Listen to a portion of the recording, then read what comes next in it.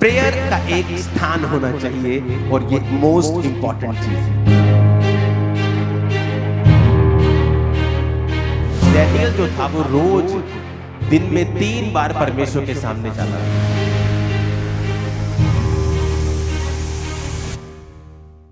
क्योंकि उसे पता है कि ये सीक्रेट है, परमेश्वर के साथ जब हम कनेक्टेड रहते हैं तो फिर सब कुछ स्मूथ चलता है, सब कुछ अच्छा चलता है। वेरी शर्मिंदा रहते हैं, जबरदस्त शर्मिंदगी उनको होती है।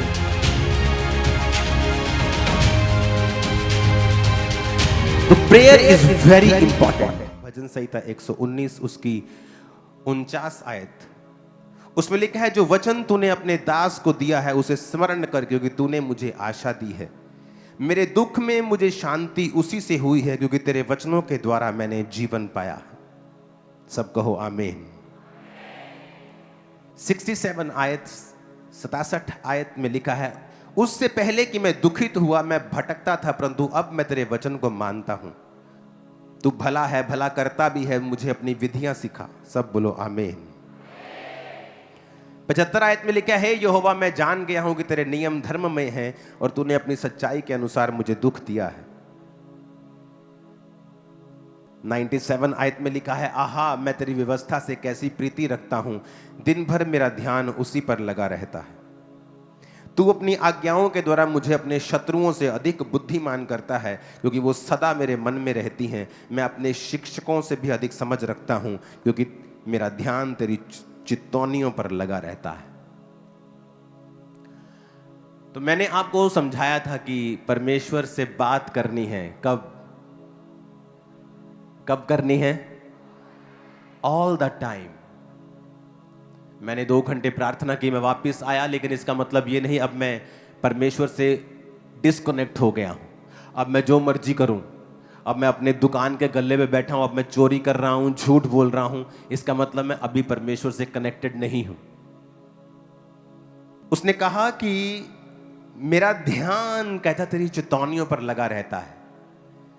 एक है परमेश्वर से बात करना ऑल द टाइम, और मैंने कहा था कि आप पागल नहीं लगने चाहिए ये करते हुए।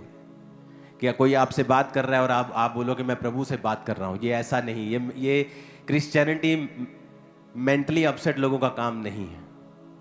लिखा, तू अपने शत्रुओं से अधिक बुद्धिमान होगा, अपने शिक्षकों से भी ज्यादा समझ रखेगा। जब तू बुजुर्गों में बैठेगा, जो अन्य जाति लोग आप बैठेंगे, आप बुजुर्गों में बैठेंगे, आप उनसे ज्यादा सियाने नजर आएंगे। वचन में लिखा है। तो जब आप परमेश्वर के साथ कनेक्टेड हैं और उससे बात कर रहे हैं हर समय, और दाऊद कहता है, मेरा ध्यान तेरी चितौनियों पर कब लगा रहता है? हां, एवरी टाइम। मेरा ध्यान तेरे वचन के ऊपर हर समय लगा रहता है। जब चोरी करने का मौका मिलेगा, मेरा ध्यान तेरे वचनों के ऊपर लगा है। जब व्यभिचार का मौका है, मेरा ध्यान तेरे वचनों के ऊपर लगा है। क्योंकि जब ध्यान परमेश्वर के वचनों के ऊपर लगा रहेगा, आप पाप से बचे रहेंगे। तो क्रिश्चियनिटी सिर्फ 2 घंटे प्रार्थना करना और आधा घंटा फिर बाइबल पढ़ ली, उसके बाद खत्म नहीं हो गया। आप परमेश्वर को अपने संग लेकर चलते हैं एवरी टाइम, एवरी टाइम। अब जब प्रार्थना पहाड़ के ऊपर हम प्रार्थना कर रहे थे, तो परमेश्वर ने मुझसे कहा कि अब इस प्रार्थना को और अधिक डेडिकेशन के साथ करना है। मेरे बच्चे रोज प्रार्थना करते हैं, एवरी डे, उन्हें प्रार्थना मिस करना अलाउड नहीं है। म्यूजिक की स्टडी रोज करते हैं, वो अलाउड नहीं है मिस करना। बाइबल टीचिंग लेते हैं बड़ों वाली, मिस नहीं कर सकते। ICIC की स्टडी करते हैं, मिस नहीं कर सकते। फिजिकल एजुकेशन लेते हैं, खेल वगैरह, मिस नहीं कर सकते। ये सभी चीजें हम करते हैं। लेकिन अब हमने डिसाइड किया कि प्रार्थना पहाड़ की प्रार्थनाओं में हम 8 बजे ही जुड़ेंगे, इधर उधर भी नहीं करेंगे।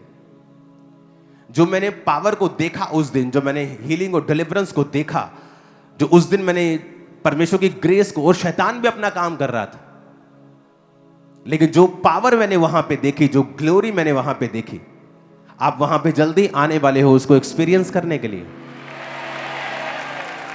क्योंकि प्रेयर के लिए जब आपकी लाइफ में एक डेडिकेटेड प्लेस बन जाता है, आप डिसाइड कर लेते हैं कि मैं यही हूं, यही मेरी लाइफ है, यही मेरा जीवन है। आज मुझे चर्च से ऑफरिंग लेने की जरूरत ना होती, मेरे इतने कनेक्शंस हैं, मैं बिजनेस कर सकता हूं। बिजनेस करने के लिए कनेक्शंस चाहिए होते हैं, ये पास करवाओ, वो पास, मैं कर सकता हूं करोड़ों रुपया, 100-100 200-200 करोड़ कमा सकता हूं पर्सनल, और चर्च को सपोर्ट कर सकता हूं, लेकिन फिर मैं प्रेयर नहीं कर पाऊंगा। मैं जो नहीं कर रहा हूं इसका मतलब ये नहीं कि मैं कर नहीं पा रहा हूं, मैं करना नहीं चाहता हूं, अपनी प्रेयर लाइफ को मैं इफेक्ट नहीं करना चाहता हूं। अब हमारे पास कनेक्शंस हैं, चीजें हैं, सिस्टम है, सब कुछ है। प्रेरितों के काम में प्रेरित कहते हैं कि हम खाने की सेवकाई में लंगर भी नहीं बरताएंगे, क्योंकि हम प्रार्थना और वचन की सेवकाई में लगे रहेंगे तमाम उम्र तक, हटेंगे नहीं। जब आपको समझ आ जाएगा कि यही मेरी लाइफ है, मुझे आ चुका है, मुझे आ चुका है ये समझ, इसलिए मैं डिस्ट्रैक्ट नहीं होता हूं। लाखों प्रपोजल आते हैं, ये खोलो वो खोलो, आप कर सकते हैं, आपके पास पावर है, पहुंच है, लेकिन मैं देखता हूं मेरी प्रेयर लाइफ कहां है, मेरा परमेश्वर के साथ कनेक्शन कहां है। आप अपने आप को ज्यादा बढ़ाने के चक्कर में अगर प्रेयर कम कर लेंगे तो एक्चुअली आपने लॉस किया है, आपने फायदा नहीं किया।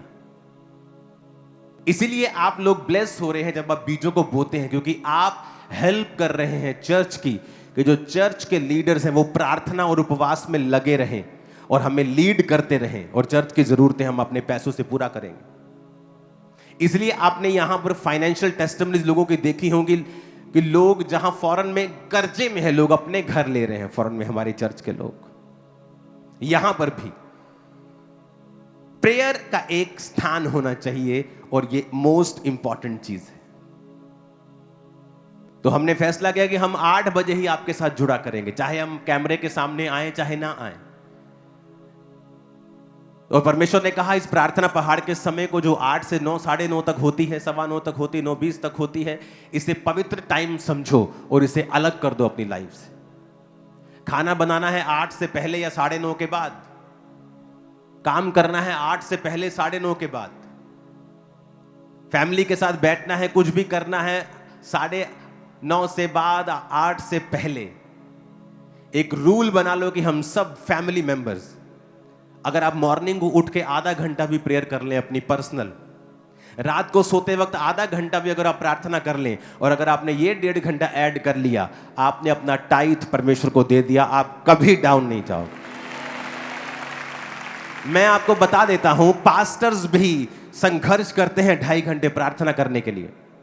इसीलिए परमेश्वर ने इस चर्च को खड़ा किया है आप लोगों के लिए, कि वो आपकी अगुवाई कर सके।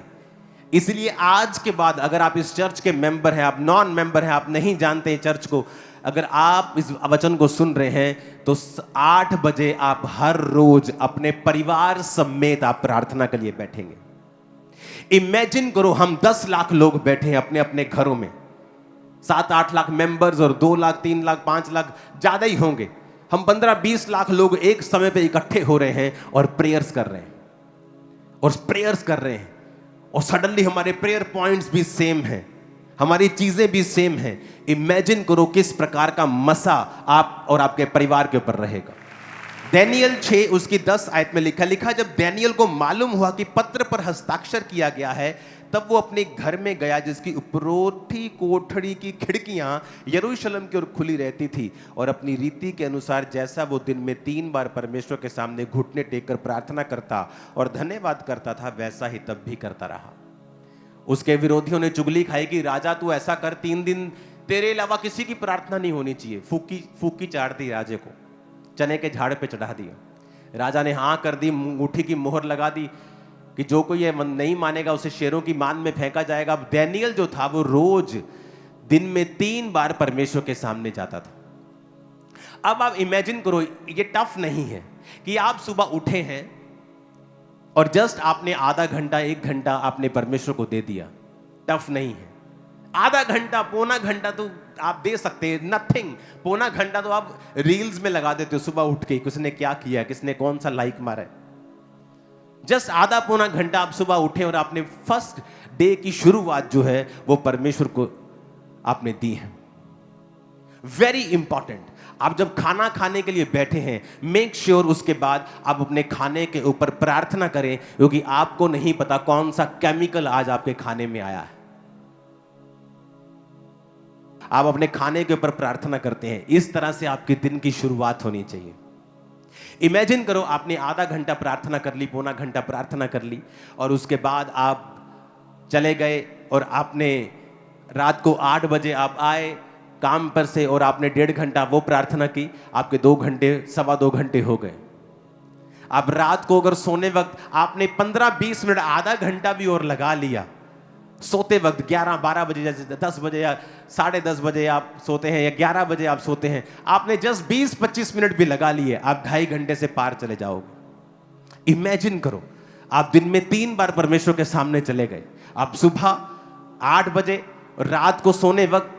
इमेजिन करो आपकी लाइफ की ग्रेटनेस कहां तक पहुंचेगी, आप इमेजिन नहीं कर पाओगे, मैं आपको बता रहा हूं। सुनो, every day it is very important, और ये परमेश्वर के दिल की बात मैं आपको बता रहा हूं।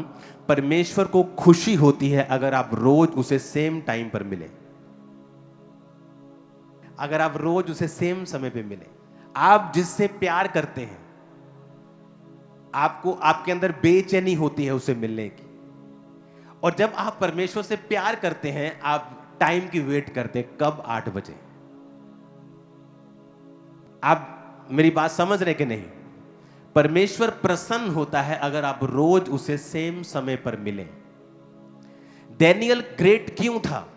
एक दिन मैं सारी रात प्रार्थना में था, और ये नहीं कि मैं डैनियल पढ़ रहा था, मैंने डैनियल पढ़े शायद हो गए होंगे बहुत दिन, कोई दिमाग में नहीं था, और प्रार्थना करके मैं सो गया, और जैसे ही मैं सोते उठा तो परमेश्वर की आत्मा ने कहा डैनियल। मुझे मालूम था क्यों कहा डैनियल।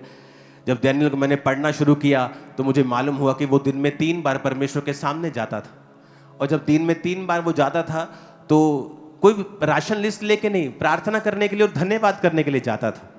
क्या होता है कि आप जब दिन में 3 बार, आप सुबह गए, आप रात को गए, आप सोने वक्त गए, आप एक रिलेशनशिप बिल्ड कर रहे हो, आप एक परमेश्वर के साथ एक कनेक्शन बिल्ड कर रहे हो। आप कभी धोखा नहीं खाओगे। वो वैरियों को दूर रखेगा, शर्मिंदा रखेगा आपके विरोधियों को।